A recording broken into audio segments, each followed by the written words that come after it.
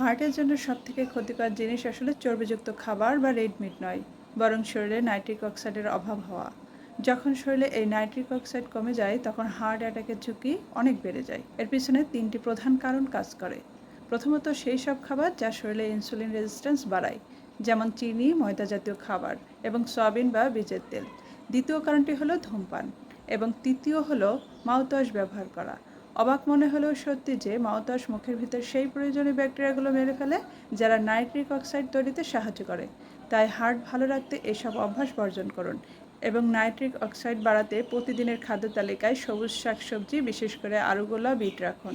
Arugula হলো এক ধরনের পাতাযুক্ত শাক যা অনেকটা পালং শাক বা মেথি শাকের মতো। পালং শাকে প্রচুর নাইট্রেট থাকে যা শরীরে গিয়ে নাইট্রিক অক্সাইডে পরিণত হয় এবং হার্টের জন্য খুব ভালো। লাল শাক এবং পুঁই শাকেও কিছু পরিমাণে নাইট্রেট থাকে।